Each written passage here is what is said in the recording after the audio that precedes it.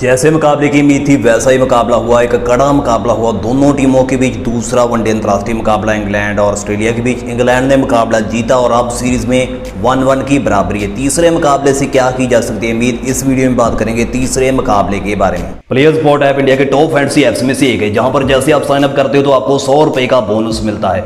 उसके अलावा अगर बात करें डिपॉजिट की, तो यहाँ पर डिपॉजिट करने पर आपको 12,345 रुपए तक का कैशबैक मिल सकता है, जिसको आप अलग अलग कॉन्टेस्ट में लगाकर खेल सकते हो। नीचे डिस्क्रिप्शन में लिंक दिया गया है, उसके ऊपर क्लिक करके आप इस ऐप को डाउनलोड कर सकते हो। तो इंग्लैंड और ऑस्ट्रेलिया के बीच तीसरा वनडे अंतर्राष्ट्रीय मुकाबला खेला जाएगा 16 सितंबर को इंडियन समय के अनुसार शाम को 5:30 पे ये मुकाबला शुरू हो जाएगा और ये मुकाबला भी मैनचेस्टर क्रिकेट ग्राउंड के ऊपर खेला जाएगा। इससे पहले पहला और दूसरा वनडे अंतर्राष्ट्रीय मुकाबला इसी ग्राउंड के ऊपर खेला गया था और दोनों मुकाबलों की अगर बात करें तो दोनों मुकाबलों में पहले बल्लेबाजी करने वाली टीम जीती थी। और अगर बात करें यहाँ पर पेस बनाम स्पिन आंकड़ों की पहले और दूसरे वनडे मुकाबले के अकॉर्डिंग, तो यहाँ पर तेज गेंदबाजों ने विकेटें ली है 26, स्ट्राइक रेट है 33.69, इकॉनमी रेट 4.65 है। स्पिनर गेंदबाजों की अगर बात करें 10 विकेटें ली है, स्ट्राइक रेट है 31.60, इकॉनमी रेट 5.55। ओवरऑल अगर देखा जाए तो यहाँ पर तेज गेंदबाजों को ज़्यादा हेल्प मिलती है और स्पिनर गेंदबाजों को कम हेल्प मिलती है। तेज गेंदबाज विकेटें भी यहाँ पे ज़्यादा लेते हैं और रन भी कम देते हैं। अगर बात करें यहाँ पर पहले और दूसरे वनडे मुकाबले के अकॉर्डिंग एवरेज स्कोर की, तो जहाँ पे एवरेज स्कोर है 244 रन, सबसे बड़ा स्कोर बना 294 रन, सबसे कम स्कोर बना 207 रन और सबसे कम स्कोर डिफेंड हुआ 231 रन।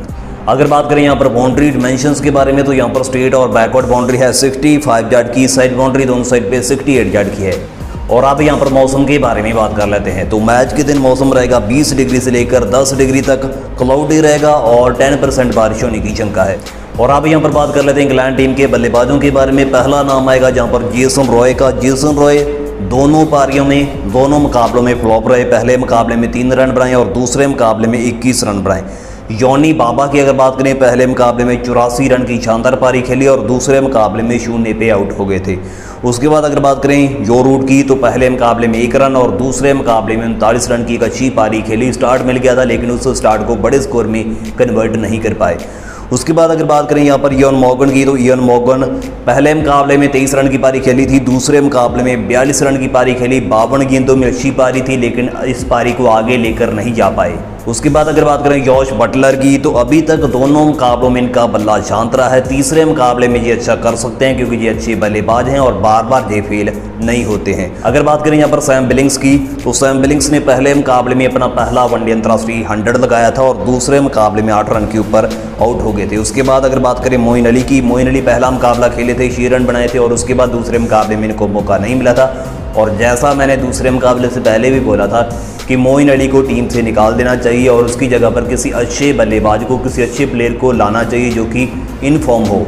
मोइन अली की अगर बात करें तो ये आउट ऑफ फॉर्म है। गेंदबाजी में अगर बात करें विकेटें नहीं ले रहे हैं और बैटिंग में अगर बात करें तो कुछ बड़ा नहीं कर पा रहे हैं। उसके बाद अगर बात करें क्रिस वॉक्स की, तो क्रिस वॉक्स ने भी बल्ले के साथ कुछ बड़ा नहीं किया है। पहले मुकाबले में 10 रन और दूसरे मुकाबले में 1 रन बनाया था। आदिल राशिद की अगर बात करें तो दूसरे मुकाबले में एक बहुत ही इंपॉर्टेंट पारी इन्होंने खेली थी। दूसरे मुकाबले की अगर बात करें 35 रन की पारी 26 गेंदों में खेली थी और इंग्लैंड उस समय पर लड़खड़ा रहा था। 149 रन पे 8 विकेट गंवा चुका था और 40.1 ओवर उस समय पर हुआ था। जोफ्रा आर्चर की अगर बात करें 8 रन की पारी खेली इन्होंने 10 गेंदों में। पहले मुकाबले में 6 रन की पारी दूसरे मुकाबले में खेली। टॉम करन की बात करें, टॉम करन और राशिद ने, इन दोनों ने मिलकर इंग्लैंड को बचाया है दूसरे मुकाबले में। इन दोनों की साझेदारी के चलते ही इंग्लैंड दूसरा मुकाबला जीतने में कामयाब रहा था। इन दोनों के बीच जो साझेदारी हुई थी 9वें विकेट के लिए, वो थी 76 रन की पारी और टॉम करन ने 37 रन की शानदार पारी खेली थी 39 गेंदों में। उसके बाद अगर बात करें सैम करन की, तो ये 1 रन नहीं बना पाए, 5 गेंदें इन्होंने खेली, कुछ ज़्यादा बड़ा जे करने में नाकाम रहे। और आप यहाँ पर बात कर लेते हैं ऑस्ट्रेलिया टीम की गेंदबाजी के बारे में। पहला नाम आएगा जहाँ पर मिचेल स्टार्क का। मिचेल स्टार्क की अगर बात करें, पहले मुकाबले में 47 रन दिए, कोई विकेट नहीं लिया। दूसरे मुकाबले में 38 रन देकर 2 विकेट लिए। उसके बाद अगर बात करें जॉश हेजलवुड की, दोनों मुकाबलों में अच्छी गेंदबाजी की, 10-10 ओवर डाले। पहले मुकाबले में 26 रन दिए, 3 विकेट लिए। दूसरे मुकाबले की अगर बात करें 27 रन दिए और 1 विकेट लिए।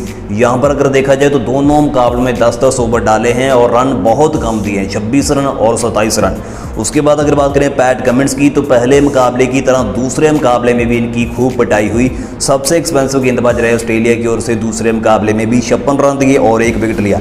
एडम जैम्पा की बात करें तो एडम जैम्पा ने पहले मुकाबले में जो फॉर्म पकड़ा था उस फॉर्म को कंटिन्यू किया और दूसरे मुकाबले में भी 3 विकेट चटकाए, बड़े विकेट लिए, जहां पर जो रूट को आउट किया, मॉर्गन को आउट किया और सैम बिलिंग को आउट किया।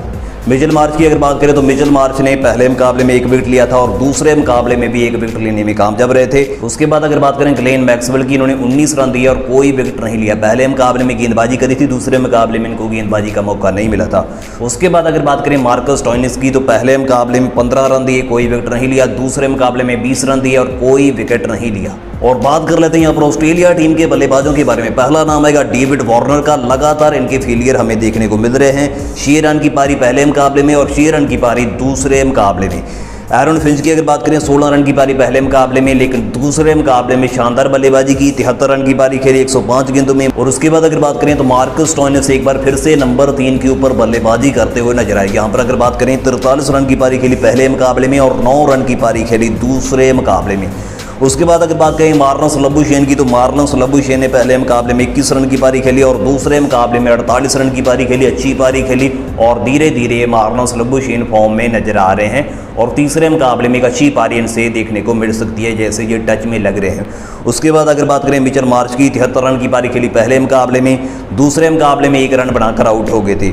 एलेक्स कैरी की अगर बात करें तो एलेक्स कैरी ने पिछले मुकाबले में तो 10 रन की पारी खेली थी, लेकिन इस मुकाबले की अगर बात करें 36 रन की पारी खेली 41 गेंदों में। और फाइनली ये लग रहा है कि एलेक्स कैरी भी अब धीरे धीरे अपने फॉर्म में आ रहे हैं।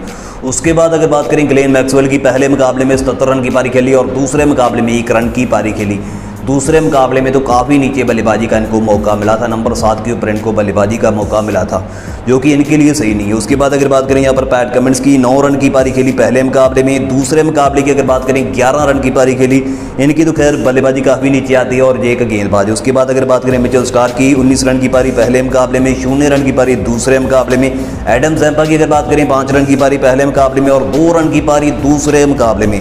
जॉश हेजलवुड की अगर बात करें 0 रन की पारी पहले मुकाबले में और 7 रन की पारी दूसरे मुकाबले में। इंग्लैंड टीम की गेंदबाजी के बारे में बात कर रहे हैं तो यहाँ पर पहला नाम आएगा क्रिस वॉक्स का। दोनों मुकाबलों में अच्छी गेंदबाजी की। दूसरे मुकाबले की अगर बात करें तो दूसरे मुकाबले में 32 रन दिए, केवल 32 रन दिए और 3 बड़े विकेट लिए। एरन फिंच को आउट किया, लबुशेन को आउट किया और ग्लेन मैक्सवेल को भी आउट किया। उसके बाद अगर बात करें जोफ्रा आर्चर के बारे में तो जोफ्रा आर्चर बहुत अच्छे फॉर्म में हैं। दोनों मुकाबलों में 3-3 विकेट इन्होंने चटकाए हैं। दूसरे मुकाबले की अगर बात करें तो दूसरे मुकाबले में डेविड वार्नर, मार्कस स्टोइनिस और मिचेल मार्श जैसे बड़े बल्लेबाजों को इन्होंने आउट किया। मार्क वुड की अगर बात करें, इनको पहले मुकाबले में मौका मिला था, 54 रन दिए थे और 3 विकेट लिए थे। उसके बाद अगर बात करें मोइन अली की, पहले मुकाबले में इनको मौका मिला था, 59 रन दिए थे और कोई विकेट नहीं लिया था। उसके बाद अगर बात करें राशिद की तो इन्होंने दोनों मुकाबले में अच्छी गेंदबाजी की है। दूसरे मुकाबले में थोड़ा सा एक्सपेंसिव रहे थे, 67 रन दिए और 1 विकेट लिया। उसके बाद अगर बात करें यहाँ पर टॉम करन की, 28 रन दिए 10 ओवर में और कोई विकेट नहीं लिया। गेंदबाजी बहुत अच्छी की, बहुत कम रन दिए। उसके बाद अगर बात करें सैम करन की, 35 रन दिए और 3 विकेट लिए। बहुत अच्छी गेंदबाजी की यहाँ पर सैम करन ने। और आप यहाँ पर बात कर लेते हैं प्लेइंग 11 के बारे में। इंग्लैंड टीम की प्लेइंग 11 क्या हो सकती है इस मुकाबले के लिए? तो इंग्लैंड टीम की प्लेइंग 11 मेरे हिसाब से ये हो सकती है। इंग्लैंड टीम की प्लेइंग 11 में यहाँ पर कोई भी चेंज नहीं होगा। इंग्लैंड मुकाबला जीता है और ये एक डिसाइडर मुकाबला होगा, तो ऐसे में इंग्लैंड यहाँ पे कोई भी चेंज करके रिस्क नहीं लेना चाहेगा। ऑस्ट्रेलिया टीम की प्लेइंग 11 के बारे में अगर बात करें तो ऑस्ट्रेलिया की टीम में एक जहां पर चेंज होता हुआ नजर आ रहा है, स्टीव स्मिथ इसमें आ जाएंगे। तीसरा मुकाबला है, इंपॉर्टेंट मुकाबला ऑस्ट्रेलिया के लिए और एक डिसाइडर मुकाबला है। उसके बाद अगर बात करें यहाँ पर मिचेल मार्श और मार्कस स्टोइनिस, इन दोनों में से कोई एक खेलेगा और बाकी जो प्लेयर हैं वो तो वही रहेंगे। आगे बढ़ने से पहले दोस्तों, जैसे आप देख पा रहे हैं स्क्रीनशॉट में, इंस्टाग्राम के ऊपर बहुत ही इंपॉर्टेंट जानकारी मैंने इस मुकाबले की डाली है।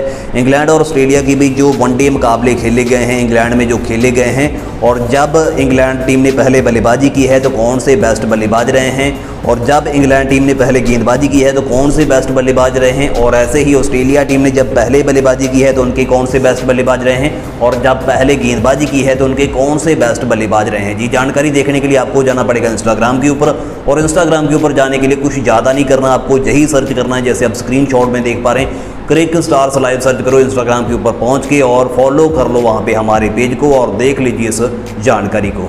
सो गाइस अगर देखा जाए तो शानदार ये सीरीज़ हो रही है, बहुत अच्छी सीरीज़ हुई है। पहले मुकाबले का अगर बात करें, दूसरे मुकाबले की अगर बात करें, बहुत कम मार्जिन बचा था जीत और हार में, और इंटरेस्टिंग मुकाबले हुए हैं। और ऐसा ही एक इंटरेस्टिंग और एक कांटे का मुकाबला हमें देखने को मिल सकता है। ये तीसरा मुकाबला भी यहाँ पर दोनों टीमें पूरा दम लगा देंगी इस मुकाबले को जीतने के लिए, क्योंकि इस मुकाबले के साथ ये जो मुकाबला जो भी टीम जीतेगी वो श्रृंखला जीत जाएगी। और लेकिन इस मुकाबले में भी अगर बात करें तो इंग्लैंड टीम का पलड़ा भारी रहेगा और ऑस्ट्रेलिया टीम का पलड़ा थोड़ा सा नीचे रहेगा। तो चलिए दोस्तों, ये था इस वीडियो में। किसी और नई वीडियो के साथ होगी आप लोगों के साथ फिर से मुलाकात। तब तक के लिए बाय बाय, अपना ख्याल रखना।